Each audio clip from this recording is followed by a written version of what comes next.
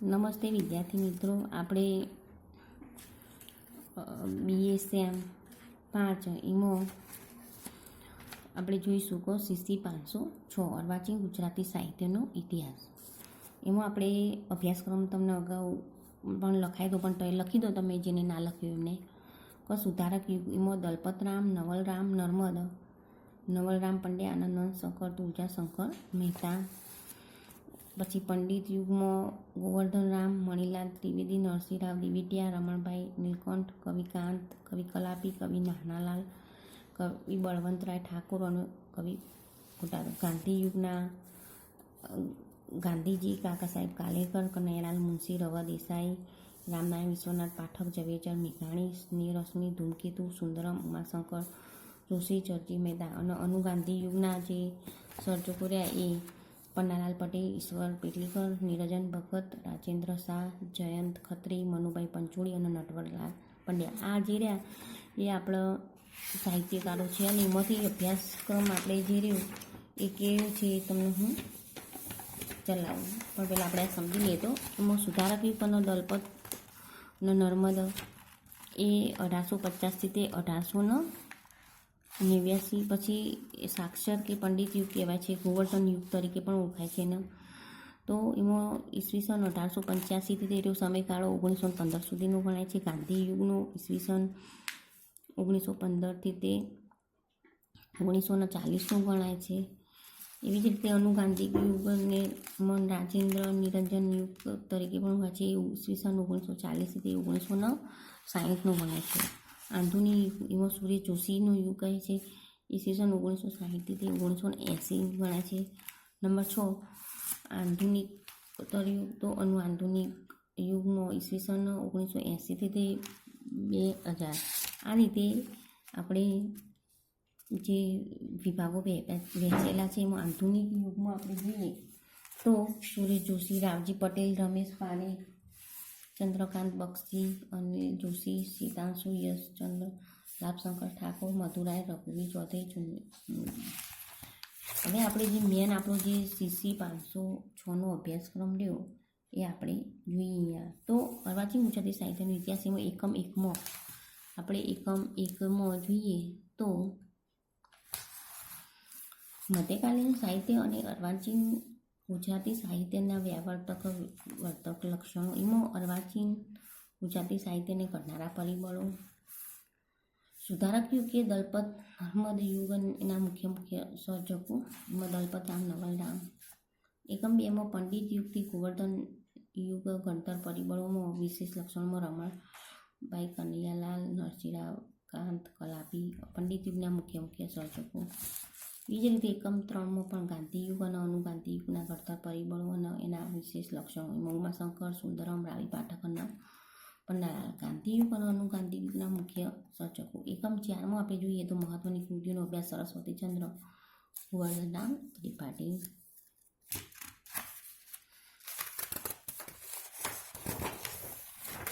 પછી રાયનો પર્વત, રમણભાઈ નીલકંઠ, ભદ્રંભદ્ર, રમણભાઈ નીલકંઠ, ગુજરાતનો નાથ, કનૈયાલાલ મુનશી, તણકા મંડળ ભાગ 1, ધૂમકેતુ, અમાસના તારા, કિશોરસિંહ ચાવડા, સત્યના પ્રયોગો, ગાંધીજી, માનવીની ભવાઈ, પન્નાલાલ પટેલ, યુગવનના ઝવેરચંદ મેઘાણી અને હિમાલયનો પ્રવાસ, કાકા સાહેબ કાલેકર.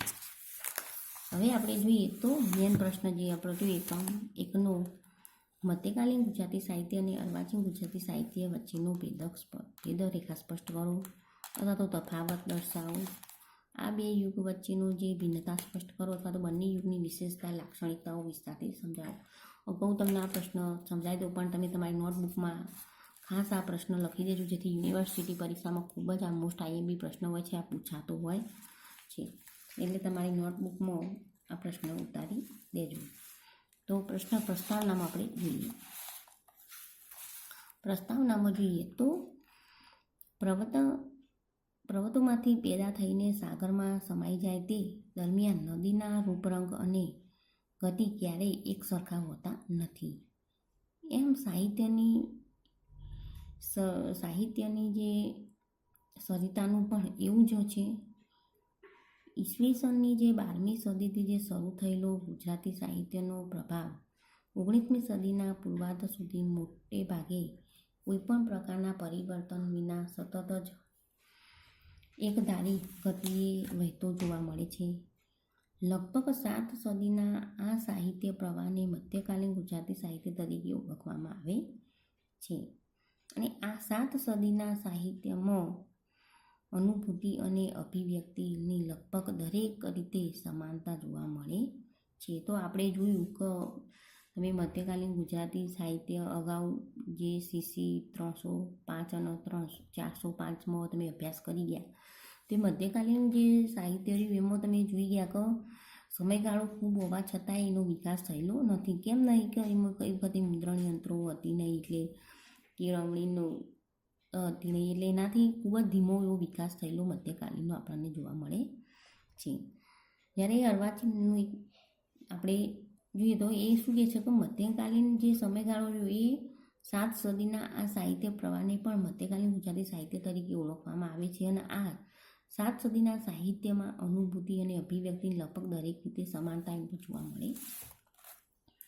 જ્યારે 19મી સદીના ઉત્તરાર્ધથી માંડીને 20મી સદીના જે અંત સુધીમાં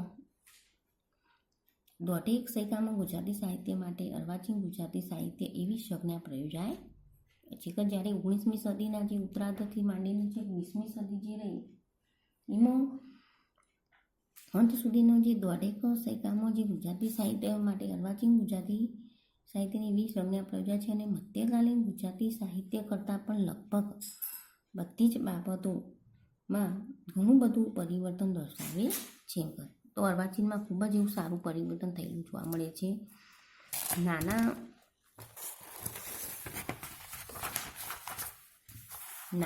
ઝરણાઓમાંથી પણ બનેલી નાનકડી પહાડી પ્રદેશમાંથી વિશાળ મેદાનમાં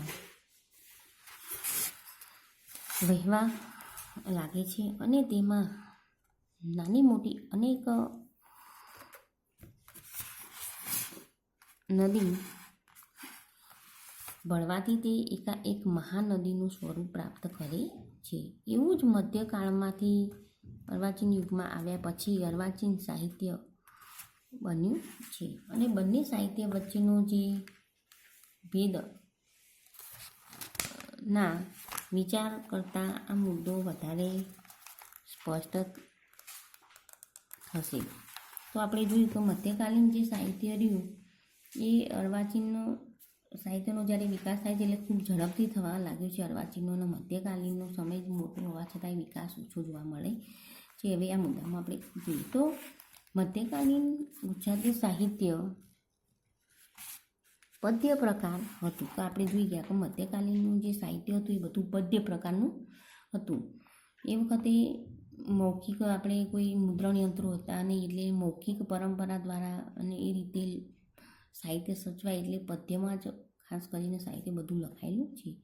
માત્ર પૃથ્વીચંદ્ર ચરિત અને સ્વામિનારાયણ સંપ્રદાયના વચનામૃતો જેવી એકાદ બે જે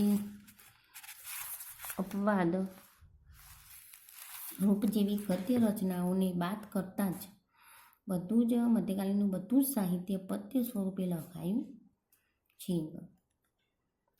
સમયના બધા જ સાહિત્ય સ્વરૂપો જેવા કે રાસ, રાસા, ફાગુ, પદ્ય, આખ્યાન, પદ્ય, છપ્પા, ગરબા, ગરબી, પ્રબંધ વગેરે સ્વરૂપો પદ્ય સ્વરૂપમાં છે. કે આપણે જે મધ્યકાલીન જે જોયું બધા કે છપ્પા, ફાગુ, પ્રબંધ, રાસ, રાસો, ગરબા, ગરબી, આખ્યાન, આ બધું જ પદ્ય વાર્તા, આ બધું જે રહ્યું એ બધું આપણને પદ્ય સ્વરૂપમાં જ જોવા મળે છે.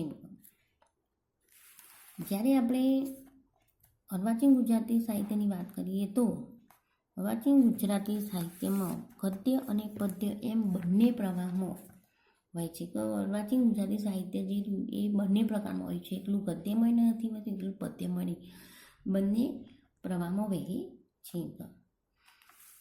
કાળમાં પદ્યના સર્જન થાય છે. મધ્યકાળમાં આપણે જોઈએ તો પદ્યમાં સર્જન થાય છે, પણ આનું એકે પદ્ય સ્વરૂપ જોવા મળતું નથી.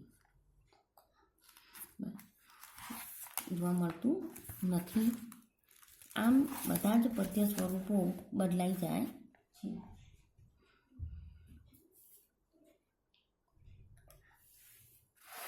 ઉપરાંત ઉર્મી કાવ્ય અને તેના પેટા પ્રકારો મુક્તક, ગીત, ગઝલ, સોનેટ, કરુણ, પ્રશંસ, સંબોધન કાવ્ય, ખંડ કાવ્ય, દીર્ઘ ચિંતનાત્મક કાવ્ય, પદ્ય નાટકો અને મહાકાવ્યો વગેરે સ્વરૂપોનું ખેડાણ થાય છે. તો આપણે જોયું કે તેના જે પેટા પ્રકારો રહ્યા એમાં મુક્ત કાવ્ય, ગીત, ગઝલ અને તેના ગીત, ગઝલ, સોનેટ, કરુણ, પ્રશંસી, સંબોધન કાવ્ય, ખંડ કાવ્ય, આ બધા જે પદ્ય નાટકો અને એ બધા જ મહાકાવ્યો વગેરે સ્વરૂપોમાં ખેડાણ થાય છે. અને જ્યારે ગદ્યના અનેક સ્વરૂપોમાં નિબંધ, નાટક, આત્મચરિત્ર, જીવનચરિત્ર, ડાયરી, પત્ર, પછી પ્રવાસ વર્ણન, ટૂંકી વાર્તા, નવલકથાઓ, એકાંકીઓ પહેલી જ વાર ખેડાયા છે. આ બધું જે સાહિત્ય રહ્યું એ કે પહેલી વાર જ અર્વાચીનમાં આપણને ખેડાયેલું જોવા મળે છે. મધ્યકાલીનમાં આ સાહિત્ય ખેડાયેલું જોવા મળતું નથી. આમ સાહિત્ય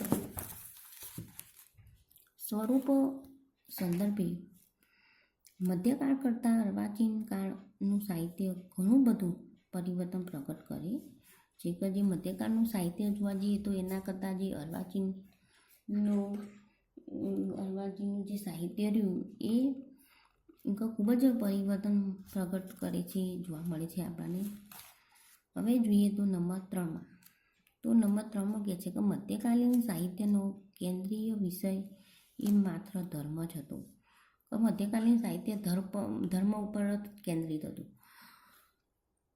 મધ્યકાલીન સાહિત્યનું માળખું મોટે ભાગે ધાર્મિક સંસ્કારોથી બંધાયેલું હતું. ભક્તિ, જ્ઞાન અને વૈરાગ્યનો જે ઉદ્દેશ્ય એ એનો મુખ્ય સૂર હતો. કવિનું અંતિમ લક્ષણ પરમાત્મા અને પરલોકમાં નરસિંહ, મીરા, દયારામ પોતાની જાતને ભક્ત તરીકે ઓળખાવતા હતા, કવિ તરીકે નહીં. વાસ્તવમાં કવિતા એમને માટે હૃદયના ભક્તિભાવના પ્રાગટ્ય માટેનું માધ્યમ માત્ર હતી. અખા જેવો જે વેદાંતી કવિ પણ પોતાની જાતને જ્ઞાની કહેવાવે છે. કવિ તરીકે નહીં પણ શામળ અને પ્રેમાનંદ જેવા પ્રમાણમાં સાંસારિક જે કવિઓ પણ પદ્ય વાર્તા કે આખ્યાનના અંતે ફલશ્રુતિનો જે ધાર્મિક લાભ સંભળાવે છે. જૈન કવિઓ નેમિનાથ કે સુથુલીભદ્રના પાત્રો દ્વારા પણ પ્રલય શૃંગારનું જ નિરૂપણ કરે છે, પણ અંતે તો વૈરાગ્યનો જ બોધ આપે છે. તો આ રીતે આપણે જોયું કે મધ્યકાળનું જે સાહિત્ય રહ્યું એમાં કેન્દ્ર સ્થાને ધર્મ હોય છે. એમાં નરસિંહ, મીરા, દયારામ આ બધા જોઈએ તો એ ભક્ત તરીકે ઓળખાતા હતા અને એમના જે પદો જે રહ્યા એ બધા ધર્મ ઉપર જ આધારિત છે. આ રીતે જોઈએ તો બધું જ જે સુથુલીભદ્ર, નેમિનાથના પાત્રો આ બધું શૃંગારનું નિરૂપણ આ બધા જ વૈરાગ્યના બોધ આપે છે. જ્યારે અર્વાચીન કાવ્ય રાજેન્દ્ર શાહ, સુંદરમ, મકરંદ દવે જેવા કવિઓ પ્રભુ ભક્તિની આધ્યાત્મિક અભિવ્યક્તિની કવિતા રચે છે, પણ બીજી બાજુ પેલી સાંસારિક ભાવોની કવિતા પણ રચે છે. તેઓ પોતાની જાતને ભક્ત તરીકે નહીં પણ કવિ તરીકે જ ઓળખાવે છે. આપણે જોઈએ તો જ્યારે અર્વાચીન કાવ્યમાં રાજેન્દ્ર શાહ, સુંદરમ આ બધા જ કવિઓ જે એ કવિતા રચીને અભિવ્યક્તિથી કવિતા કરે છે, પણ બીજી બાજુ પેલી સાંસારિક ભાવોની કવિતા પણ સાથે સાથે રચતા હતા અને તેથી જ તેઓ પોતાની જાતને પણ ભક્ત તરીકે નહીં પણ કે કવિ તરીકે જ એટલે ઓળખાવે છે. અર્વાચીન કાળમાં જે મોટાભાગના કવિઓ એમની કવિતામાં સાંસારિક વૃત્તિના ભાવો વલણો વ્યક્ત કરે છે અને ગદ્યમાં સાહિત્યના માનવીય ભાવોને જ વરેલું છે. આ મધ્યકાળની જે મર્યાદિત જે ધાર્મિક રસવાળી જે સૃષ્ટિને બદલે અર્વાચીન સાહિત્ય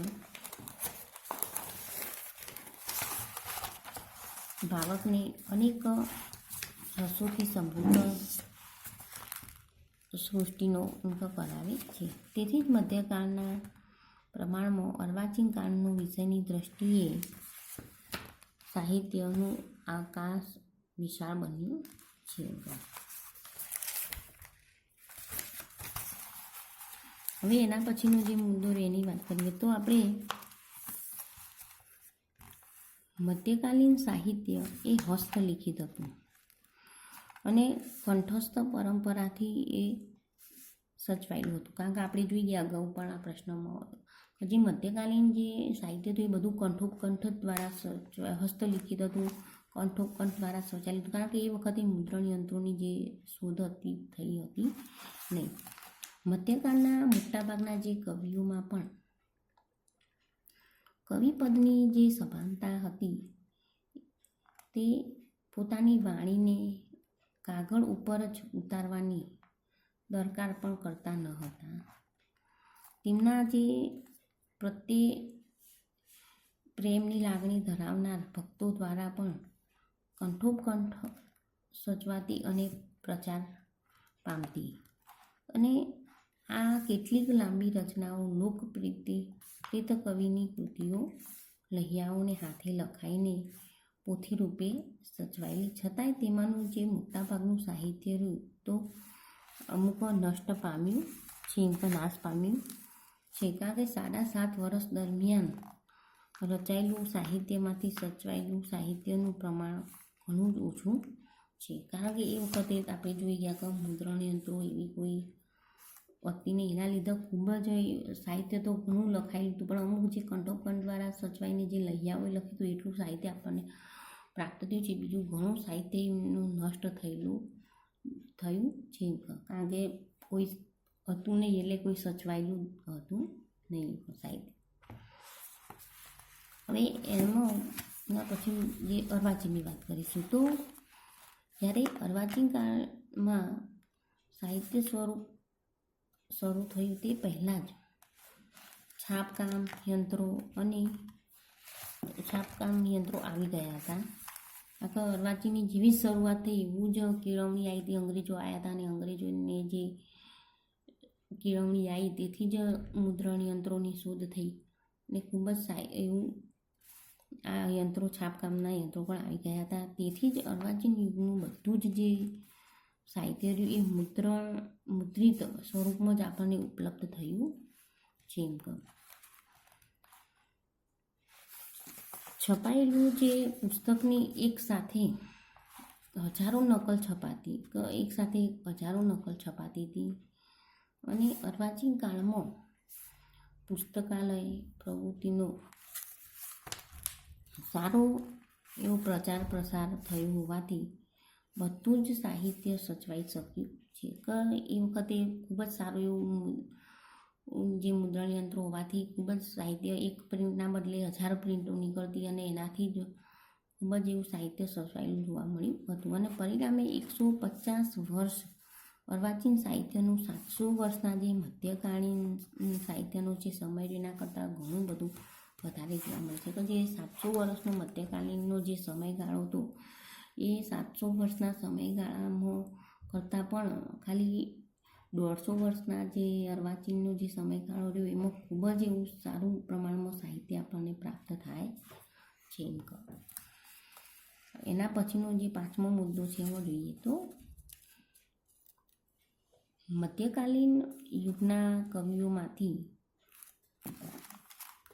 ભાગ્યે જ કોઈ કવિમાં મધ્યકાળના કવિઓમાંથી કોઈ ભાગ્યે જ કોઈ કવિઓમાં સાહિત્ય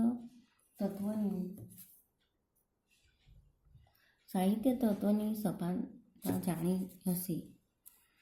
કોઈ પણ મધ્યકાલીન સર્જકને ક્યારેય પોતાના કવિપદનું અભિમાન ન હતું. આપણે જોઈએ તો મધ્યકાલીનમાં કોઈ પણ કવિ જે રહ્યું એને પોતાના કવિનું તરીકેનું એવું કોઈ મને કવિપદ રહ્યું એવું કોઈ અભિમાન હતું જ નહીં એમને એ વખતે.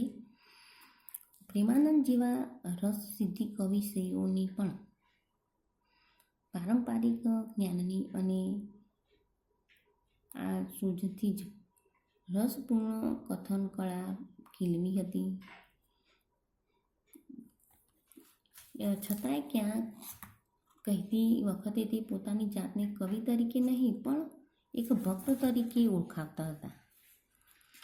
નવા જે પ્રયોગો કરવાની કુશળતા હસ્તગત થાય એટલા પ્રમાણમાં તે ઉઠાવણીને સભાનતા મધ્યકાળમાં કોઈ પણ કવિમાં કદી જોવા મળતી નથી. તો આપણે જોઈએ કે મધ્યકાલીનમાં જે કવિઓ રહ્યા એમને કોઈ પોતાની કવિપદ માટેની કોઈ જ એવી અભિમાન કે કોઈ એવી તમન્ના નહોતી. એ પોતે એક ભક્ત તરીકેનું પોતાનું સ્થાન એક ભક્ત તરીકે વ્યક્ત કરતા હતા. એવી જ રીતે આપણે જોઈશું તો અર્વાચીનમાં યુગમાં બધા જ સાહિત્યકારો કલાકાર તરીકેની સભાનતા જોવા મળે છે. તો અર્વાચીનમાં એ વખતે એવો ખૂબ એવો સારો વિકાસ સાહિત્યનો થતો હતો એટલે બધા પોતાની જાતને એક કવિ એક લેખક સાહિત્યકારની એક સભાનતા એમનો જોવા મળે છે. અને તેને કારણે તે કલાત્મક કૃતિ શુદ્ધ કરવાની જે મથામણ કરે છે એ હવે નવા પ્રયોગો પણ કરે છે. પરિણામે માત્ર 150 વર્ષના અર્વાચીન ગુજરાતી સાહિત્યમાં વિષયનું અને આત્માભિવ્યક્તિનું પુષ્કળ વૈવિધ્ય પ્રાપ્ત થાય છે. માત્ર પરલક્ષ કે અભિવ્યક્તિ થવાને બદલે આત્મલક્ષિતાનું નિરૂપણ પણ થવા લાગ્યું. દેશી ઢાળની જે રાગ રાગિણીઓ અને ભાગે જ પ્રયોજાતા માત્રામેળ જે છંદની સાથે સાથે સંસ્કૃત છંદોની અને નવા ઢાળવાળી રચનાઓ થવા લાગી. છંદો અને ગીત રચનાના નવા પ્રયોગો થવા લાગ્યા.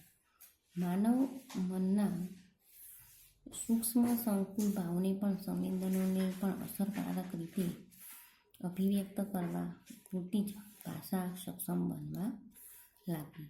માટે ભાગ્યનું સાહિત્યમાંથી જ સાંપ્રદાયિકતા ઘસાતી જઈ અને માનવતા અને નીતિના સ્થાપના થઈ અને આમ વિશ્વજનની સ્થાપના થઈ. વળી આમ મધ્યકાલીન સાહિત્યથી જ અર્વાચીન સાહિત્યની અનેક બાબતો જુદી પડે છે.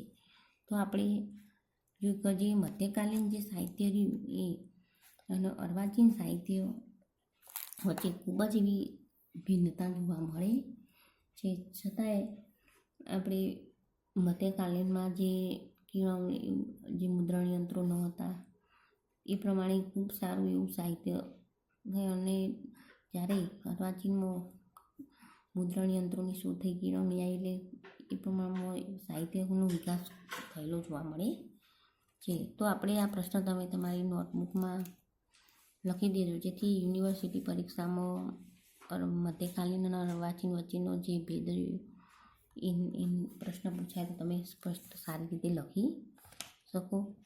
હવે આપણે અર્વાચીન ગુજરાતી સાહિત્યમાં એક બીજો પ્રશ્ન છે કે અર્વાચીન ગુજરાતી સાહિત્યને ઘડનારા પરિબળો સમજાવો.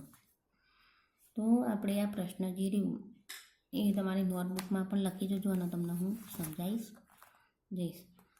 એકમ આપણે જે CC 506 રહ્યું એમાં અભ્યાસક્રમ ચલાઈ જશે અને લખાઈ જશે. એટલે આ રીતે તમે તમારી નોટબુકમાં પ્રશ્નો લખતા રહેજો, એટલે ખૂબ સારી રીતે એવું તમારે મટીરિયલ પરીક્ષામાં વાંચવા થશે. તો આપણે જોઈએ તો પેલો પ્રશ્ન પૂરો થયો છે એકમ એકનો બીજો પ્રશ્ન આપણે ચાલુ થાય છે. અર્વાચીન ગુજરાતી સાહિત્યને ઘડનારા પરિબળો. જે અભ્યાસક્રમ રહ્યો આપણે જોયો એ અભ્યાસક્રમમાં મધ્યકાલીન સાહિત્ય અને અર્વાચીન ગુજરાતી સાહિત્યની વ્યાવર્તાત્મક લક્ષણો જણાવો, એ આપણે પ્રશ્ન પૂરો કર્યો. હવે અર્વાચીન ગુજરાતી સાહિત્યને ઘડનારા પરિબળો. તો આપણે એ પ્રશ્ન બીજો જોઈશું. 3 પ્રશ્નો છે, એમાં 2 પ્રશ્નો આપણે બીજો પ્રશ્ન આપણે જોઈશું. તો બીજા પ્રશ્નમાં એ છે કે અર્વાચીન ગુજરાતી સાહિત્યને ઘડનારા પરિબળોમાં, તો અર્વાચીન ગુજરાતી સાહિત્યમાં ઉદ્ભવ અને તે પછીનો જે વિકાસ વિવિધ તબક્કા વાઇઝ ઘણા પ્રેરક પરિબળો, ઘડતર પરિબળો આપ્યું છે. અને જેથી આપણે જોઈએ તો મુદ્દા વાઇઝ વર્તમાન પત્રો અને સામાયિકો વિશેનો મુદ્દો છે. પછી બીજો મુદ્દો છે સાહિત્યિક શૈક્ષણિક સંસ્થા. પછી નંબર 3નો મુદ્દો છે કે અંગ્રેજી સાહિત્યનો જે પ્રભાવ રહ્યો એના વિશે નંબર 3. પછી નંબર 4માં અરબી ફારસી સાહિત્યની અસર, અરબી ફારસી સાહિત્યની અસર. નંબર 5માં સંસ્કૃત સાહિત્યની અસર. પછી નંબર 6માં અનુવાદ પ્રવૃત્તિનો પ્રભાવ. અને નંબર 7 લોક સાહિત્યની અસર. નંબર 8 અન્ય અસરો. આ રીતે 8 મુદ્દામાં આ પ્રશ્ન થયેલો છે. તો આપણે અહીંયા થોડો પ્રશ્ન જોઈએ અને એના પછીના લેક્ચરમાં તમને બીજો અધૂરો પ્રશ્ન રહેશે તો હું તમને સમજાવીશ. તો પ્રશ્ન 2 એમાં તમે ટાઇટલ મારજો કે અર્વાચીન ગુજરાતી સાહિત્યને ઘડનારા પરિબળો વિશે સમજાવો. પરીક્ષામાં પણ આ પ્રશ્ન પૂછાય છે. ખાસ તમે તમારી નોટબુકમાં ઉતારજો અને તૈયાર કરી દેજો. તો આપણે જોઈએ તો અર્વાચીન ગુજરાતી સાહિત્યનું જે ઉદ્ભવ અને તે પછીનો જે વિકાસના વિવિધ તબક્કાઓમાં ઘણા પ્રેરક બળો કે ઘડતર બળો એ ફાળો આપ્યો હતો. જેથી એ ચર્ચા નીચે મુજબ છે. તો નંબર 1 ખાલજો વર્તમાન પત્રો અને સામાયિકો. અંગ્રેજોનું જ્યારે આગમન સાથે જ ભારતમાં છાપકામના યંત્રો આવ્યા અને આ યંત્રોએ પરિવર્તન સાધવામાં ઘણો જ મોટો ફાળો આપ્યો. કે જ્યારે અંગ્રેજોનું આગમન થયું છે ત્યારે આપણા ભારતમાં જે છાપખાના હોય એના યંત્રો આવ્યા હતા અને એ છાપખાનાના સુવિધા ઊભી થતાં જ લેખન પ્રવૃત્તિઓમાં વેગ આવ્યો, જેના કારણે લખાણોમાં અને સાહિત્યિક પ્રવૃત્તિઓમાં પણ બહુ મોટો એવો વધારો થયો અને જેથી જ સાહિત્ય, સામાયિકો અને વર્તમાનપત્રોના પ્રકાશનો પણ બન્યું. તો સૌપ્રથમ અંગ્રેજો આવવાથી જે મુદ્રણ યંત્રોના જે આપણને સાધનો પ્રાપ્ત થયા એનાથી જ ખૂબ જ એવું આપણને મોટો લાભ થયો કે એનાથી આપણે લખાણમાં ખૂબ સારું એવું લખવાનું આપણને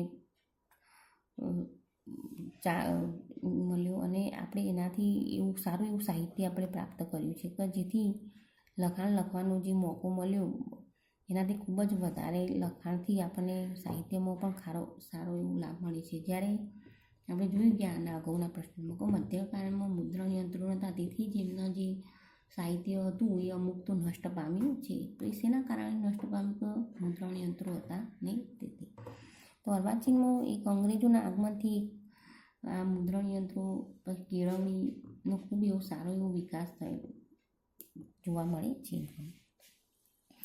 તો યંત્રોથી એક તો સાહિત્યનો સારો એવો વેગ મળ્યો છે.